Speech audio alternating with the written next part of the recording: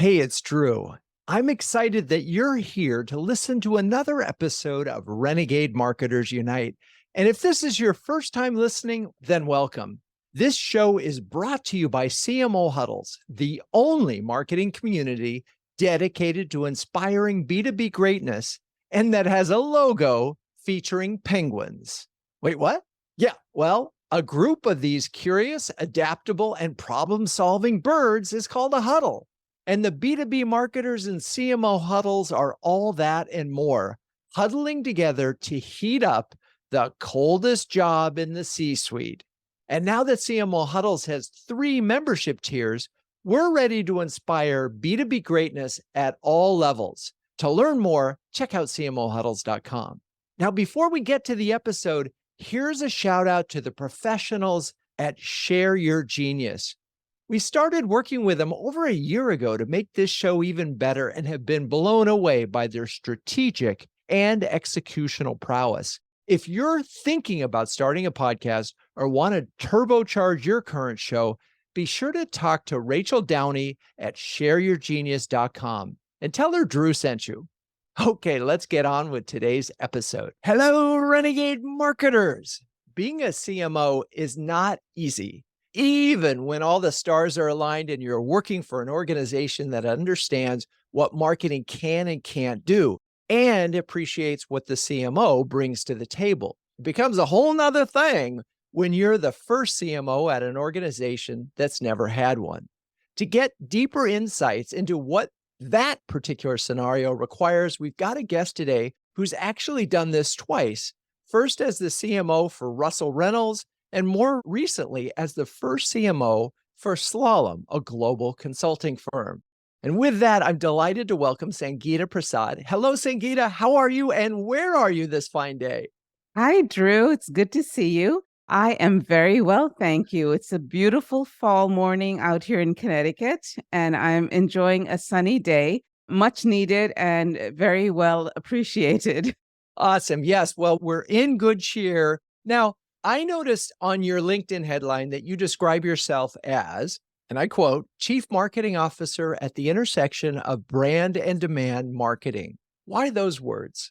Drew, marketing has changed a lot over the years that I've been doing marketing, and more, we're looking for results-driven marketing. I grew up in places like Procter and Gamble, where brand marketing and results-driven marketing were very close together. But in many companies, they're far apart. And I pride myself in driving results. So I have expertise in brand. So that's why I brought the two together, because I believe companies need them today. And it's such a great point. You know, it's funny, Latin Icona, The Sixth Sense, says there is no demand without brand. Do you would sometimes think about this distinction as being completely artificial? Or now that you've spent enough time in B2B, do you really see them as different? I do see them as different, actually. I think there is a building of a brand versus driving leads through demand gen marketing. I think they are very different tactics and very different ways of approaching it. I do believe brand is an umbrella that helps drive demand, but I don't see them as the same thing. Interesting. Yeah, I agree with you. And I particularly am one that doesn't like it when I hear people say there is no B2B or B2C, there's only H to H, because B2B is very different. And the demand generation part of B2B is particularly different. But I have to think the tricky part of this is there's demand creation and there's demand capture. And that's where I think the intersection of brand and demand are so intertwined, right? How do you create demand without a brand? That's well said. I think demand creation is a very important part of brand marketing. And I also think that brand helps create awareness in a way that helps demand creation. Yeah. So before we get into your current role at Slalom, let's go back to your nearly 7 years at Russell Reynolds. And what do you think compelled this services firm to hire a CMO, and why you at that time? This is probably 10 years ago? This is shockingly about 10 years ago. Before I joined Russell Reynolds, it was a big change for me. So I spent quite a bit of time with the then CEO, Clark Murphy, and we talked about why bring in a CMO, why marketing. And he was looking ahead, more visionary, and said that the market is changing. the way we're approaching driving demand is changing. And to have a leg up in this space, you have to have marketing as well. I don't know that Russell Reynolds really understood what they were signing up for, but I think that conceptually they understood what they needed and they needed something different. Yeah, it's interesting that you say that they didn't know what they had signed up for. So let's talk about that education curve, because it's funny, even in startups and so forth, with these brilliant genius CEOs, founders, there's a lot of misconception that marketing can work miracles in like a day and a half. So how did you manage expectations from the beginning, and talk a little bit about early days at Russell Reynolds? Being a first CMO, I have learned, requires a lot of fortitude. You have to come in knowing your why and your own clear vision, because no one in the company has, because they've never experienced marketing. And so coming in, there are a couple of things a new CMO needs to do, in my opinion. First is learn the culture and the people and the leaders. I think learning is the most important thing you can do, because you will fail if you don't spend time understanding how the company works. And especially if it's a company that's already doing well, it's almost impossible to come in and drive marketing without really understanding the business needs, the leaders, the culture, the people. So I think that is the very first step. Yeah, and let's talk about that one before we get to the other ones. So first of all, I couldn't agree with you more. And I think it's true, regardless of whether you're a first-time CMO or not, you need to come in with your perspective and how you work. So you described this first one as learning the culture. We talk a lot about having a 90-day learning session. The challenge there, and this gets back to my earlier point, is expectations are so high. And it's like, okay, when are you going to make a difference? What do you mean you're learning? How do you fend them off and buy yourself time? That is, I think, one of the hardest things to do, Drew. And it's a really good question. The way I did it in both my jobs is before I even started, I said brand is not an overnight sensation. It's a long term investment, it's years, not months. And I repeat that over and over again. I also explain that brand is not just events, it is long term brand building, which includes website, which includes positioning, which includes a bunch of different things. And so that is the theory of it. Having said that, you have to have some quick wins on the board. You have to show that the trust the company has in you is well worth it. And so my strategy has been to quickly understand what everyone is frustrated about and can I make a quick difference in that space? And usually there are a couple of things you can do. And I love that. And I talk about that in my book, the need for those quick wins. And this is true, again, for any CMO in a new job.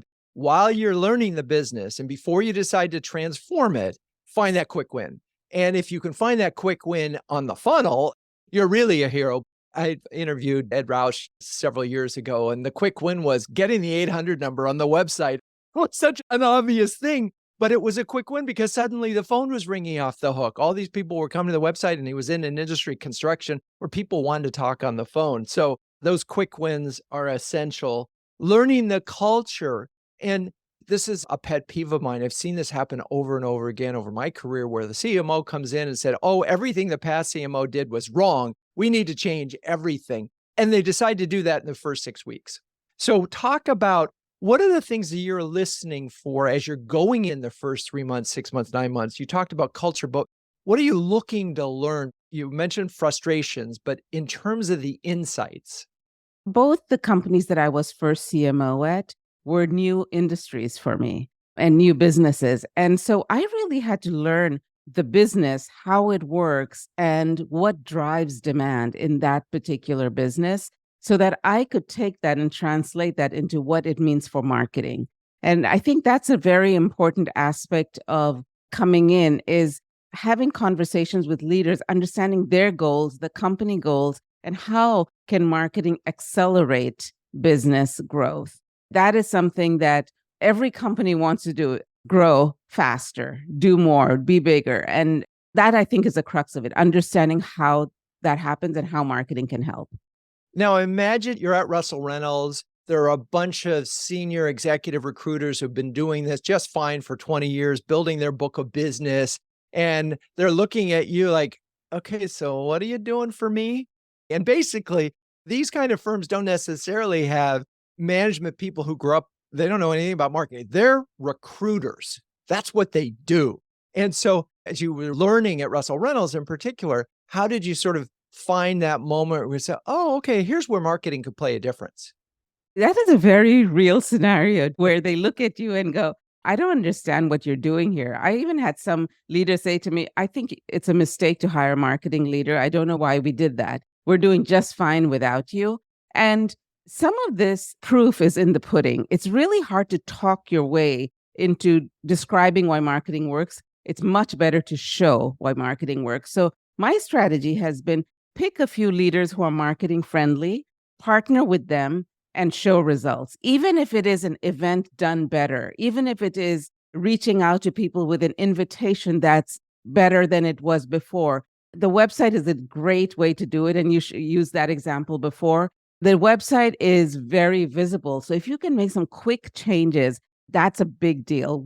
For me, I changed the profile pages of the consultants and lifted it up a level before we created a whole new website. And they love that. So there are little things you can do that makes a difference. And in some ways, a new CMO, and I'll say maybe even a first CMO, caters more internally than externally in the first 6 months.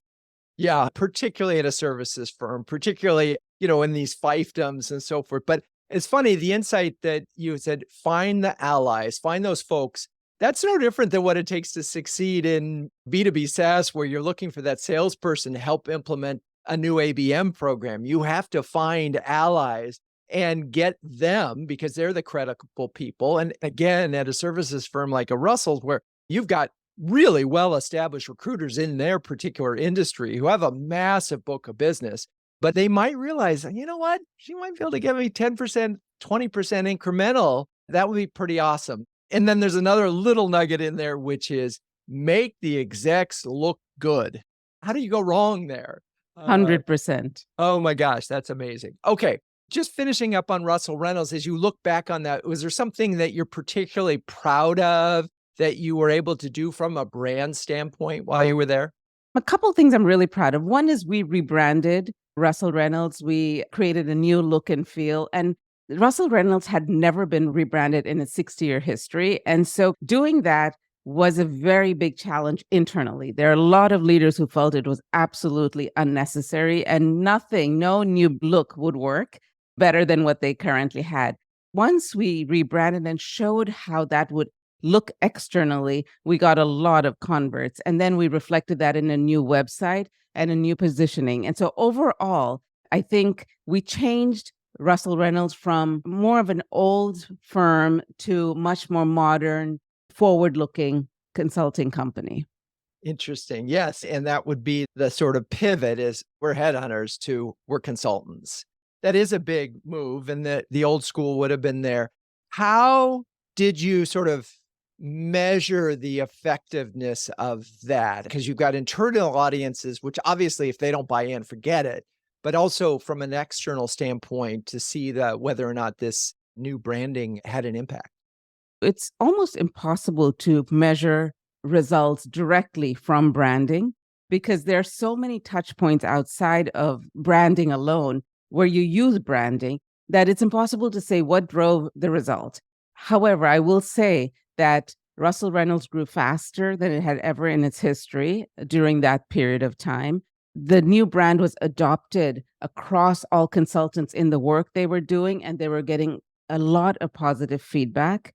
At the same time, we got the CEO to go to Davos and we increased our thought leadership, and the combination of higher profile, more thought leadership, better branding, and presence, expertise in that space really drove our external profile. And that was very meaningful for Russell Reynolds. And I can imagine, again, you're going from, hey, you're a headhunter to suddenly you're a consultant. And now you add in the layer of thought leadership, you're going to Davos, all those things reinforce the fact that if you're a consultant, you better be a thought leader, right? If you're That's a right. recruiter, you better have listings. Is there anything else on Russell Reynolds? Because you mentioned two things, the rebranding. Is there anything else that you would want to talk about from that?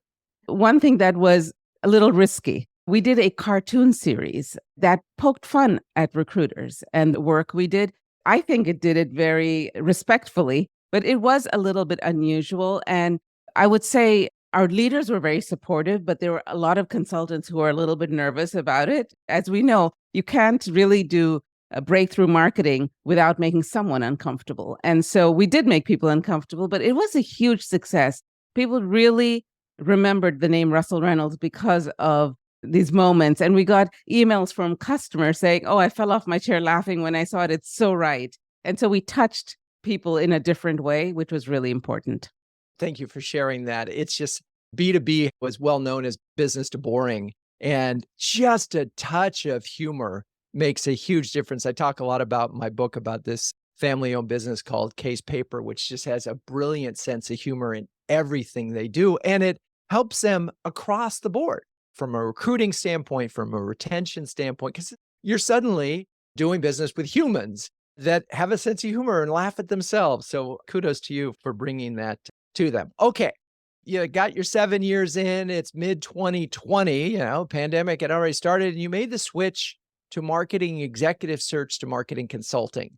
What was your mandate at Slalom? So this is a unique thing about being a first CMO. You have to be very comfortable with uncertainty and lack of clarity. Because when I came in to Slalom, I came in because I really felt there's a transformational opportunity and the culture is amazing. And I felt like Slalom deserved to have a brand that's bigger than its business. And that was not the case. So I wanted to build a brand bigger than the business. That was my why as to why I came to Slalom. And I did not have a clear mandate on how to go about doing it. That excites me to know that I can figure out how to go about doing and then do it. But that's not for everyone. So talk about where the brand or the Slalom that you arrived at and relative to where you are now. I arrived right in the middle of the pandemic. I would not recommend that for anyone. Too late. Lots of folks have done it. Oh my gosh. But it is a challenge because suddenly you have to do everything you were doing virtually, and that made it. Exactly. And I didn't meet any of my colleagues for a year and a half. We just were on Zooms, and I underestimated how difficult that would be. But we're through it, and we've come out on the other end. So Slalom is a very successful company. It was nearly $2 billion when I joined it. Yet, if you haven't worked with Slalom, you've never heard of Slalom. And that is because Slalom really has never had global marketing that builds awareness, builds the brand. At the same time, being so successful, there was a real question, what can branding and marketing do that will change things? And certainly that was a challenge coming in. It's so interesting. I mean, very similar situations. The parallels are there. Services company, very much about relationships between executive consultants and, and in consulting, it's all about fiefdoms. It's just, there's these little pockets and often it could be by country or by office or by practice.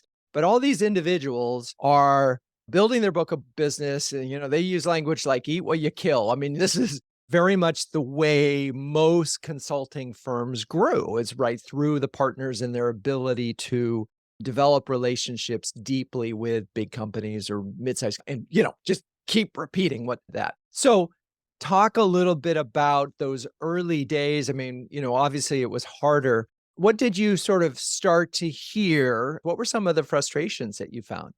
Let me talk about a couple of them. One was that at Slalom, we partner with big tech companies, Salesforce, Microsoft, AWS. And in some cases, for AWS, for example, we're their biggest partner. Yet as a brand, we are so much smaller than these big companies we partner with. As a result, it's very unequal. And there was a definite sense in the company that there's benefit from raising our brand profile so that we can be more equal with these partnerships. So that on a global level was something that I uncovered. The other thing at Slalom is that the markets work very independently. And part of our success is that local global model. The local markets are very entrenched in their local communities and the local businesses and build relationships, do very, very well there. At the same time, it's very difficult to build a global brand when each market is doing whatever they want. And there was, I would say, a growing opinion that more markets needed to do more things similarly. So those were the two big ahas I found. And because there was a desire for more to do more similarly, there was an opening for marketing to be able to help that.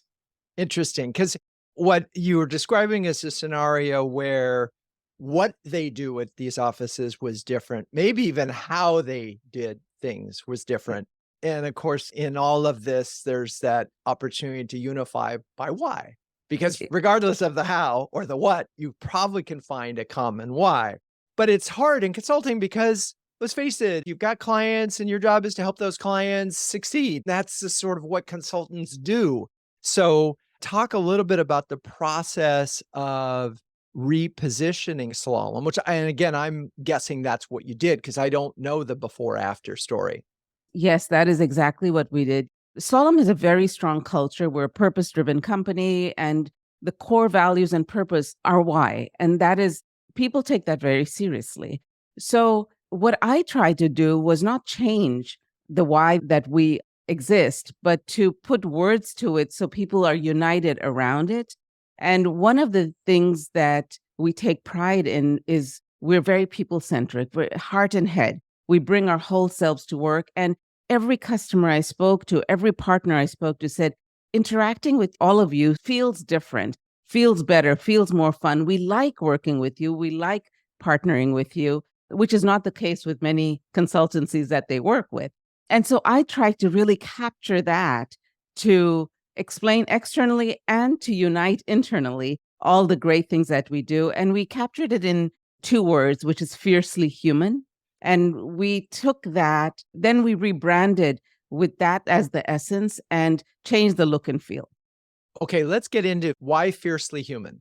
So part of it is marketing, right? Because you don't usually use those words together, and separately they can mean almost opposite things, fierce versus human.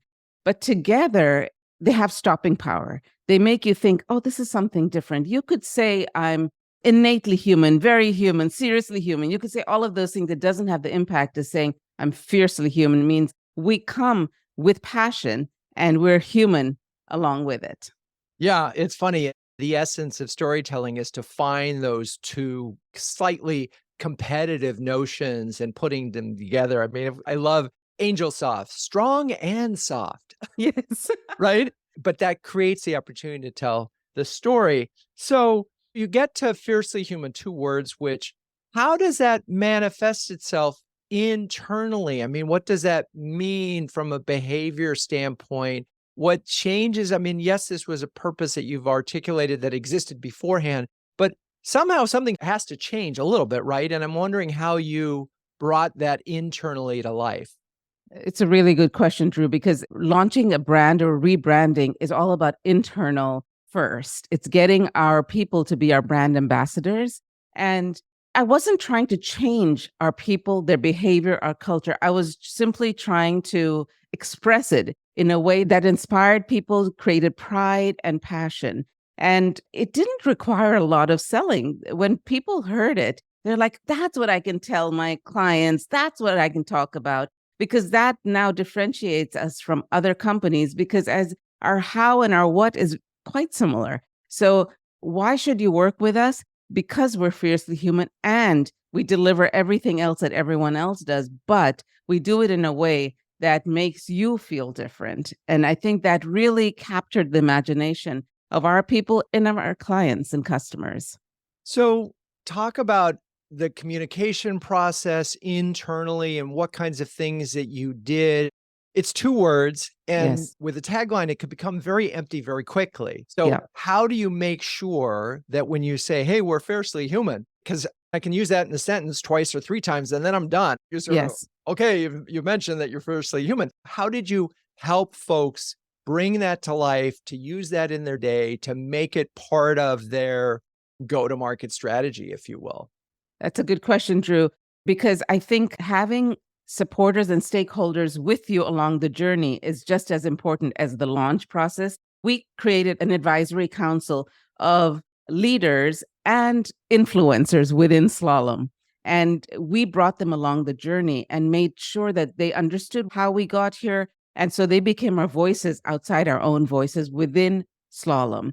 Then we launched and we had internal launch in a town hall, put it out there. And then we had these small training sessions, webinars where we had, I think, a series of 10 or 15 where you could join and learn about it. We weren't just launching 2 words. We were launching a new look and feel, how to describe Slalom, a whole bunch of new things. And we trained people extensively on that. And then we had a Dreamforce event, which was like our coming out. And we went there, had a big booth and presence, and we put Fiercely Human and our purpose all over it. And that got people really talking and excited because we really stood out in the group of competitors that we were out there with. I love it all. I want to revisit many of those things, the training part of it, the internal launch, and of course, the big event launch. But we're going to take a quick break. And then when we come back, we'll talk more about that. So, okay, it's time for me to talk about CMO Huddles. Launched in 2020, CMO Huddles is a close-knit community of over 300 highly effective B2B marketing leaders who share, care, and dare each other to greatness. Given the extraordinary time constraints on CMOs these days, everything about CMO Huddles is designed to help leaders save time and empower them to make faster, better decisions. If you're a senior B2B marketer and need a shortcut to B2B greatness, take a second to sign up for our free starter program at cmohuddles.com. Okay, we're back. Now, I want to go through this because this is playbook rebranding. You have an advisory council that brings it along so there's no surprises. Your leadership team is all on board. You train the trainers, if you will, and then you work your way down through the organization so that everybody is on board and gets it and can articulate it. I love the fact that you had 10 to 15. How long was the internal launch before the external launch? About 3 months. 3 months. So in our research that we did before the book, everybody believed you needed 3 months, but most companies only allowed 3 to 4 weeks, which is simply not enough if you want this to be a meaningful rebrand and not just a new coat of paint. Okay, so let's talk about the coming out party. You're at Dreamforce. Talk a little bit about why then and how you made sure that this new story got out there. Before I answer that, Drew, let me go back because I think I neglected to state one thing and how important it is. The tools and templates that you have to create along with the rebranding to make it easy for people to adopt the new brand. We created so many ways for people to use the brand. And that, I think, was a very important part of the success of the launch. And I appreciate you saying that because I've had the CMO of Deloitte here and they talk about Deloitters. I'm remembering IBM, and at one point they had a campaign about IBMers. Here's the deal with consultant firms. The people are the firm.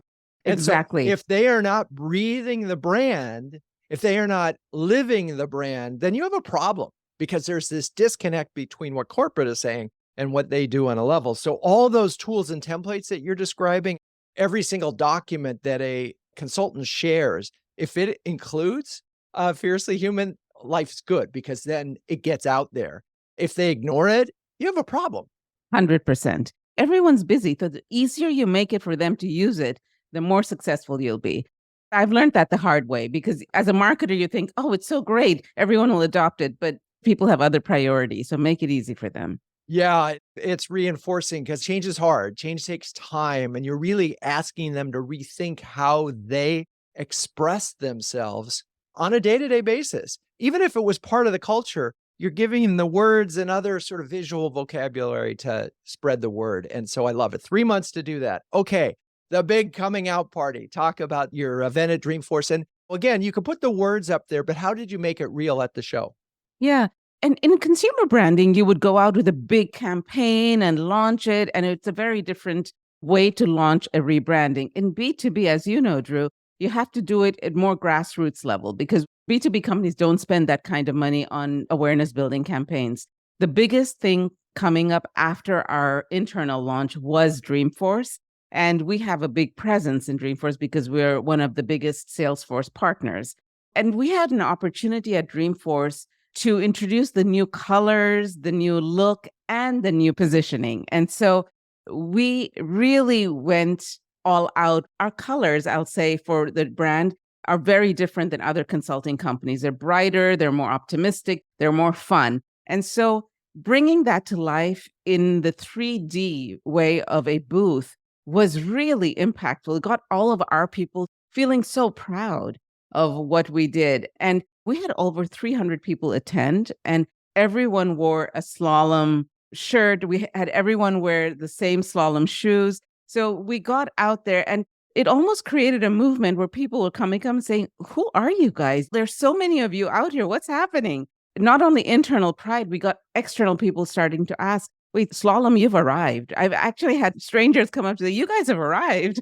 So it made a really big, more than I had anticipated, difference in how our partner, Salesforce, perceived us, but also others out there. Yeah, there's so many thoughts go to mind. So, one, the notion that every employee at the booth is wearing the same thing. I've seen that work so many times, and it seems like folks forget that. Two, the power of color and having a color that differentiates. In my book, I talk about orange in one accounting trade show, and the one group that was orange stood out so well. The notion that you've arrived and you had this big presence, one of the things that I'm thinking about is the challenge of the economy right now is that you probably have to do fewer events, but you might need to do them bigger. And this is a great example. You did this one big and it was an important show, and the impact you could see and feel both against employees and customers and this larger audience. Was there anything else that you did at the booth or before, during, or after the trade show launch at Dreamforce that sort of helped extend the value or make it just that much more impactful? Less from a branding perspective, but from a demand gen perspective, we do a lot before, during, and after, and follow up and make sure that our investment in the trade show is worthwhile. And so there was a lot of activity around that. However, this is not something we did, but many of the slalomers there shared pictures on social media of themselves, of the booth, of us all looking similar in our clothes. And that expanded the impact in a way that nothing marketing could have done would have done. Although I would argue that is marketing, right? And an Yes, employee for a consulting firm, employee activation and advocacy is everything. It, 100%. They're uh, all our brand ambassadors. And sometimes we forget how much they can do. Social media is about amplification. No one group can amplify more than 100 people with all of their connections. And so the fact that people did it organically is more impactful than global marketing sending out a few social media posts. yeah, I totally agree. I also want to just point out that that was the first moment that you used the term slalomers. And I'm imagining that existed before. But again, there's no such thing as a consulting firm that hasn't figured out how to call their employees like Deloitters or IBMers or whatever. But slalomers is particularly good. I just kept thinking of you all on skis. Yes, there is that connection, although we don't play that up too much. You've been there 3 years, over 3 Yes. years now, and suddenly it's time, it's a quarterly review or an annual review, and you've got the executive committee of Slalom or the board of directors, and I'm curious if you're not in the room and they were talking about you, what would they point to as your biggest accomplishments thus far? I think they would say two things. One is the rebranding because it's most visible and most widely adopted. But I think and I hope they would say the second thing, which is building the foundation for true marketing. And we didn't talk about this yet, Drew, but one of the first things to be a successful marketer is to build an organization that really drives the goals. And I spent a lot of time picking my leadership team because marketing is a team sport. You cannot do it alone. And once you have that group of people who have the same goals, visions, and can drive it, I think it makes such a big difference. And I think our leaders have seen what that can do to elevate how marketing is done at Slalom. I love that. And yes, building that team and getting that there. But talk about what you mean by true marketing. More than events. Oh, wait, there's more than events in B2B? What could that be? Marketing is a science and an art. We marketers know it, but everyone in the world thinks they're a marketer too. So explaining to them how the science part of it can actually drive results and make a difference is really important. That sometimes seems like the boring part, the part that's underneath the tip, which is the glamorous part. And I've really spent a lot of time explaining to people that if the foundation is not strong, nothing you do up here will have the result you're trying to get.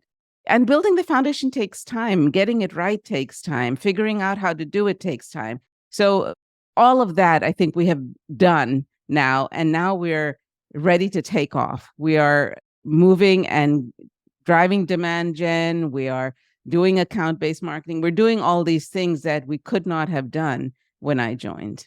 Because you now have the team and the expertise and in some ways the education groundwork done so that you can execute against these programs. And through the systems and the processes, really Right. important tools. And which is kind of funny because if you were a Dreamforce and you guys are experts on building out Salesforce, I'm wondering when you got there, were you state-of-the-art Salesforce already implementing as a marketer yourself? No. We use Salesforce very well on the sales side of it, the consultants to go out. But on the marketing side, there's a whole different set of tools. And you have to learn them, adopt them, buy them in order to do marketing. And we had not done that yet. You weren't a full stack marketer, even if your organization was in some ways helping a lot of other companies become that. Exactly. And really, we knew we needed it, but then you need people to know it and implement it and activate it. And we didn't have that. Yeah. We've had so many huddles in the last year, and particularly as we were talking about if you got a budget cut, what would you do? And one of the interesting areas is that when you're adopting these new technologies that sound so cool and you really want to have them, the tendency often is to understaff them. So I'm just circling that back because you talked about you got to bring in the expertise and you've got a staff to take advantage of them. It's not like you can just buy the tool and magically good things happen. It just doesn't work that way, right? 100% agree. And on the other side of that, in a company where you're the first CMO, just getting the people is not enough to activate marketing. You have to invest in campaigns, which is actually different than, say, human resources or finance. You get the people, the job gets done. And so that was another unexpected education process that I needed to take the leadership team through. Just because we've got X number of people doesn't mean you're done. Now you need to invest money so that the people can do things that you brought them here for.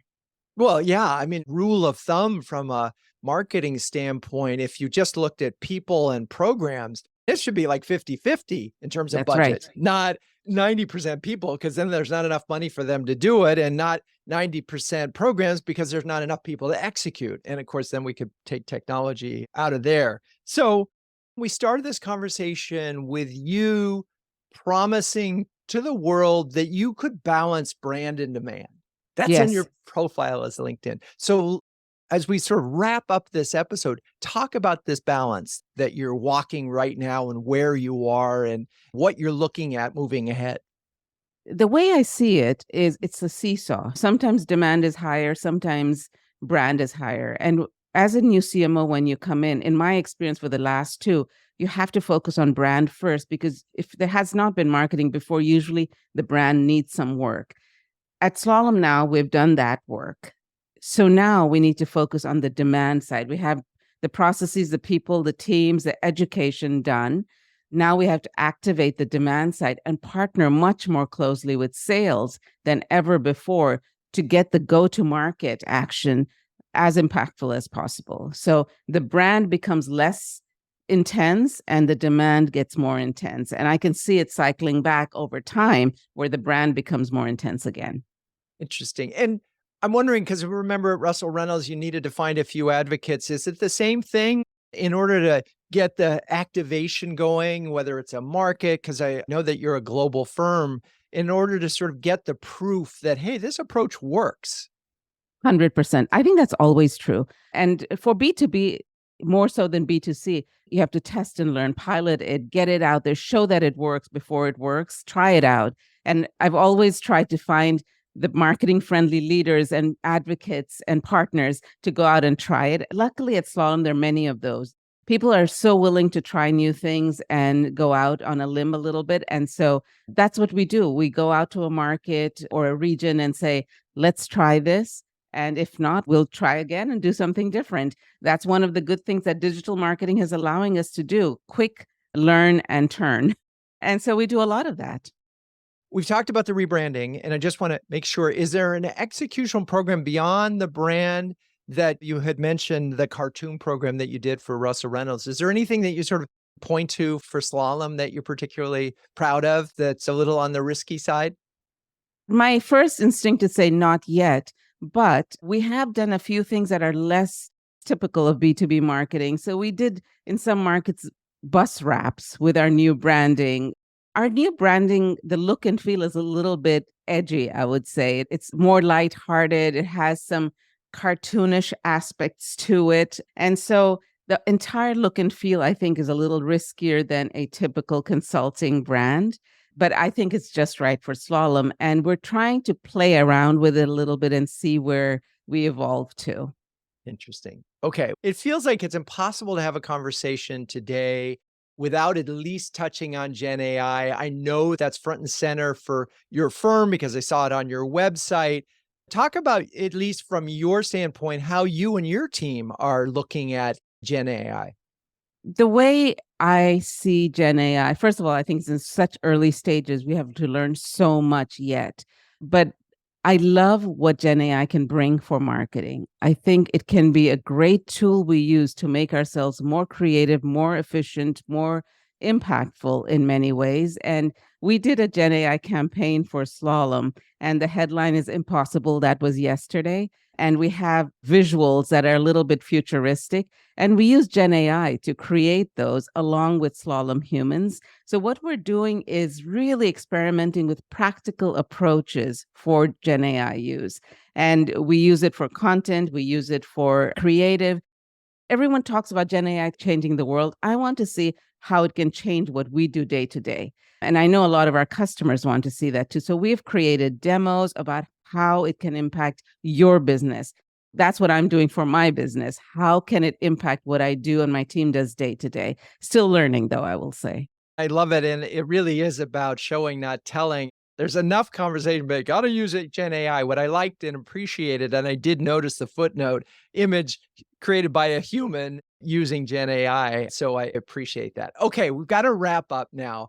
And we've got a bunch of CMOs in the audience, and some of them are thinking about going and being that first time CMO. So let's give them 2 do's and a don't for those who are about to hold the first CMO position at their new company. The first do is really do your research, learn what you're getting into, understand your CEO's goals and mission, and make sure they know why they're bringing marketing in. So that's the first do. Second, know that it's going to be hard. That is probably going to be the hardest thing you've ever done. And get prepared for the next few years that it's going to be pushing a boulder uphill. So those are the 2 do's. Understand what you're getting into and make sure the company is ready for what you're wanting to do.